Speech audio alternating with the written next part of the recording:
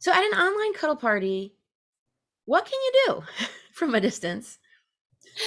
Oh my goodness. Well, there are so many great exercises, and a lot of that depends on the particular facilitator. So, cuddle party approved type exercises have quite a bit of variety. But some of them are, first of all, well, we practice making requests, and we practice saying yes or no to things and seeing how it feels in our body. We practice saying no to things. So asking for things, saying no, and hearing a no. Both of those are resiliency exercises, right? That are so helpful. And then we also practice negotiating, right? And coming to agreements, consensual agreements. So those are a few. And then again, the self-awareness, there are exercises around self-touch where you kind of ask yourself, like, oh, what would feel good in hearing that? And then what am I willing? How am I willing to do this? Yeah. Now, what happens with that exercise where you say no to everything, where even if you might want it, like what does that help to discover?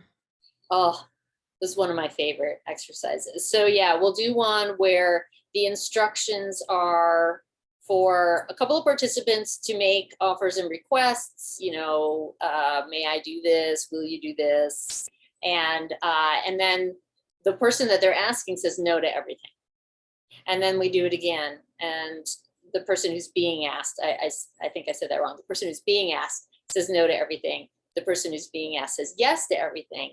But then they sit and go, okay, how did it feel in my body to say no to things that I was really a yes to? And how did it feel to say no to things that I was really a no to? And it helps to kind of clarify, to feel that contrast and to feel the difference and go, oh yeah, just to tune into that. And then vice versa, just when you say yes to everything, how did it feel to say yes to things that I was a no to?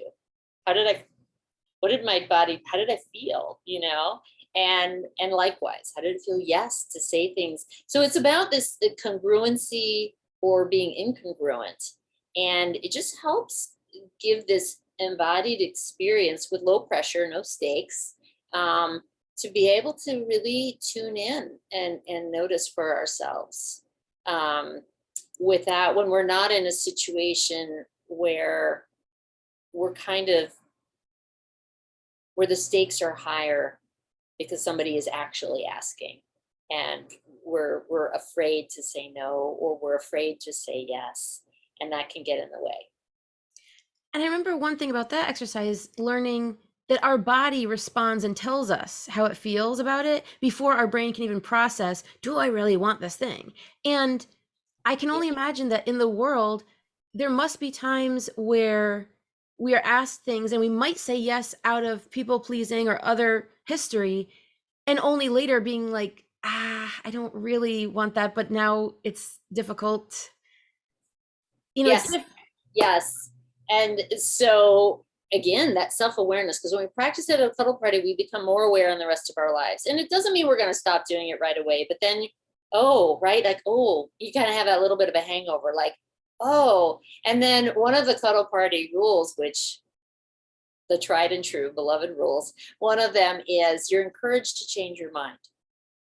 And so, we get better at that in our life. Like, oh my gosh, just because I said yes doesn't mean I signed a contract, doesn't mean I'm obligated. Like, oh, I had a new awareness.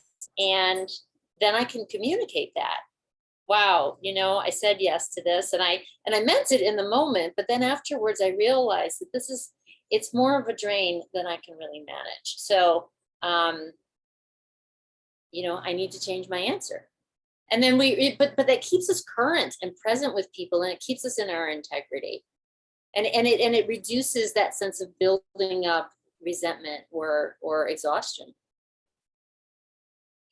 As you mentioned, as you described that, I found myself picturing, you know, a waitress comes to the table and says, do you want ketchup with your burger? And maybe you thought she was going to say, do you want your water refilled? So you already had the yes in your mind. You say yes, even though you hate ketchup, but there, now you have ketchup in front of you. Well, that doesn't mean you have to eat the ketchup. You can still have the ketchup fully domed with no, dent from a fry. And that's okay. Some of these things work in the real world. And sometimes we say things that we might have other thoughts about. So this isn't just about cuddling. It's not just about Yeah. one area of life. I can see how this really just applies in so many areas. Oh my gosh, I love your ketchup metaphor because it's funny because I'm thinking, as a metaphor, like, wow, how many times did I put ketchup on my French fries when I really did not want it? And like nobody's making me, but there's part of my brain is like, well, I said yes. And we all come from a different history. Some of us have that internal pressure and some do not. Some feel very comfortable asking for whatever they want, and other people would only ask if they desperately, desperately needed it. So we all have different machines running. I love talking to you about this stuff, Larysa. It's really fun. Me too. Well, thank you so much for sharing everything, and I look forward to the next cuddle party. Thank you very much. Bye.